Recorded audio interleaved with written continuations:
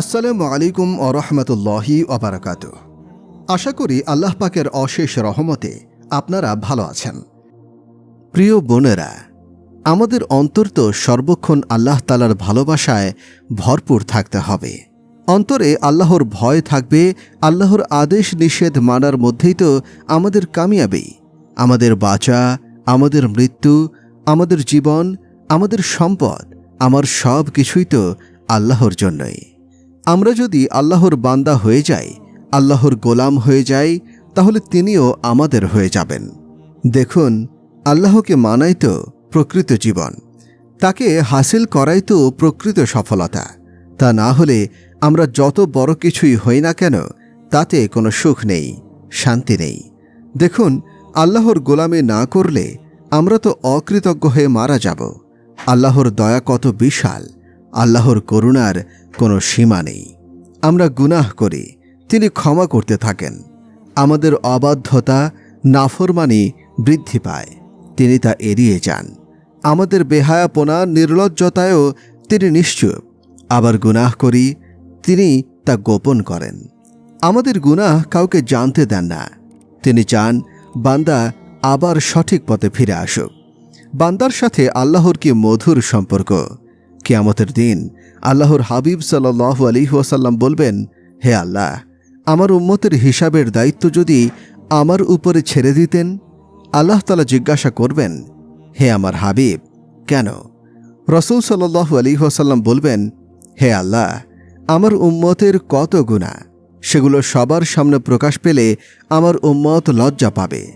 আল্লাহ রাব্বুল আলামিন বলবেন, হে আমার দোস্ত, আপনি যখন হিসাব নেবেন তখনও তো আপনার উম্মতগণ লজ্জিত হবে, নাকি হবে না?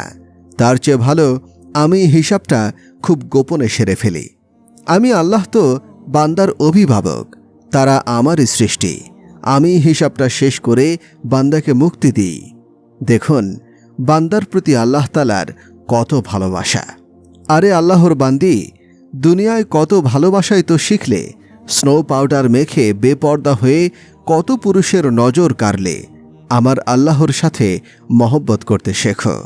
একটু ভাবুন, আরে এই অন্তর যেটা আল্লাহর মহব্বত থেকে খালি, যে অন্তর পাপের কারখানা, অন্তর এমন হয়ে গেছে গুনাহ করতে ভয় তো লাগেই না, আরও মজা অনুভূত হয়, আনন্দ লাগে। এই চোখ এমন নির্লজ্জ হয়ে গেছে, তার রূপ যৌবন মানুষের সামনে ফেরি করতেও আনন্দ লাগে। প্রিয় বোনেরা, নিজেকে বড় মনে না করি, অপরকে ছোট না করি, একে অন্যকে কটাক্ষ করে কথা বলে লজ্জায় না ফেলি, কোনোভাবেই যেন অন্য মুসলমানের গীবত না করি। আমাদের একটা দোষ, আমরা অন্যের দোষকে বড় করে দেখি। কার কি গোপন দোষ আছে তা তালাশ করি। এটা ভালো নয়, এটা বড় গুনাহের কাজ। আমার নিজের কি ভুলভ্রান্তি আছে তা আগে খুঁজে বের করে সংশোধন হই।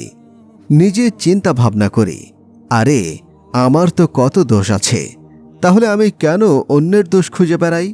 আল্লাহর রাসূল সাল্লাল্লাহু আলাইহি ওয়াসাল্লাম যেভাবে বলেছেন সেভাবেই চলতে হবে। নিজেকে যদি মুক্ত, স্বাধীন মনে করে বিধর্মীদের মতো চলাফেরা করি, তাহলে তো আমাদের জন্য বরবাদি অপেক্ষা করছে। এই মুক্ত মানসিকতাই আজ মুসলমানদের সর্বনাশ করে দিল। ঈমান কেড়ে নিচ্ছে, আমানতদারি নেই, স্বামী স্ত্রীর হক আদায় করছে না, স্ত্রী স্বামীর আমানতকে পরপুরুষের জন্য উন্মুক্ত করে দিয়েছে। আরে বোন, আল্লাহর নাফরমানি করে আল্লাহর রহমত আশা করে কিভাবে? যদি আল্লাহর পথে চলতাম, আল্লাহর আদেশ নিষেধকে মেনে চলতাম, তাহলে আল্লাহ তাআলা আমাদের দিকে রহমতের দৃষ্টিতে তাকাতেন।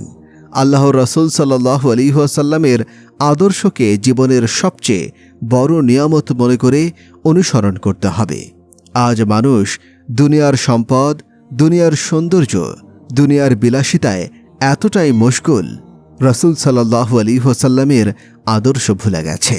অথচ রাসূল করিম সাল্লাল্লাহু আলাইহি ওয়াসাল্লাম কত শ্রম দিয়ে শরীর মোবারকের পবিত্র রক্ত ঝরিয়ে ইসলামকে আমাদের জন্য নাজাতের রাস্তা হিসেবে প্রতিষ্ঠিত করে গেছেন। তিনি তো কোনোদিন আল্লাহর কাছে দুনিয়ার সুখ, শান্তি, আরাম আয়েশ কামনা করেননি। যদি এসব চাইতেন, আল্লাহ রাব্বুল আলামিন তার প্রিয় দোস্তকে সবই দিতেন, কিন্তু রাসূল সাল্লাল্লাহু আলাইহি ওয়াসাল্লাম তা কামনা করেননি। তিনি কামনা করেছেন উম্মতের নাজাতের পথ। উম্মতের মুক্তির চিন্তায় তিনি অস্থির ছিলেন। তিনি চেয়েছেন উম্মতগণ যেন মুসলমান হয়ে যায়, ঈমান শেখে। একদিন আল্লাহর হাবিব সাল্লাল্লাহু আলাইহি ওয়াসাল্লাম একটি খেজুর বাগানে তশরিফ নিলেন বিশ্রামের জন্য। সাথে হযরত আব্দুল্লাহ ইবনে ওমর রাদিয়াল্লাহু আনহুও ছিলেন। খেজুরগুলো গাছ থেকে নিচে পড়েছিল। রাসূল সাল্লাল্লাহু আলাইহি ওয়াসাল্লাম তা থেকে একটি খেজুর তুলে পরিষ্কার করে মুখে দিলেন। আর হযরত আব্দুল্লাহ ইবনে ওমরকে জিজ্ঞাসা করলেন, তুমি খাচ্ছ না কেন? হযরত আব্দুল্লাহ ইবনে ওমর রাদিয়াল্লাহু আনহু বললেন, ইয়া রাসূলুল্লাহ সাল্লাল্লাহু আলাইহি ওয়াসাল্লাম, আমার ক্ষুধা নেই। রাসূল সাল্লাল্লাহু আলাইহি ওয়াসাল্লাম বললেন, আমি তো ক্ষুধার্ত। আজ চতুর্থ দিন হল আমি এক লোকমাও কিছু খাইনি। দেখুন, আল্লাহর হাবিব সাল্লাল্লাহু আলাইহি ওয়াসাল্লাম ক্ষুধার্ত 4 দিন ধরে, অথচ আল্লাহর কাছে আল্লাহর হাবিবের চেয়ে প্রিয় আর কি বা থাকতে পারে?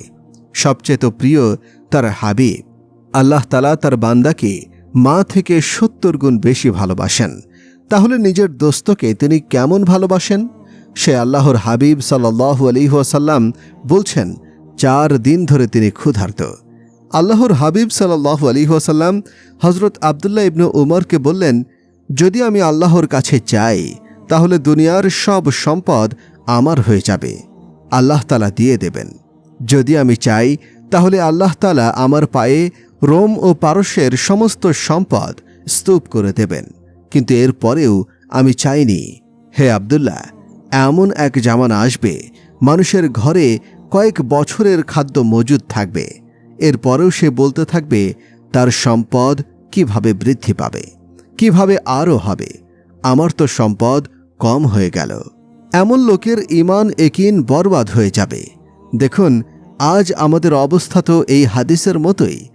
আজ আমরা সম্পদ কামাই করার জন্য ঈমান একিন বিনাশ করে দিচ্ছি, আমানতের খেয়ানত করছি, দুনিয়ার মায়ায় পড়ে মহান সৃষ্টিকর্তার অবাধ্য হচ্ছে। অথচ এই দুনিয়া একটি ধোঁকা, প্রতারণা।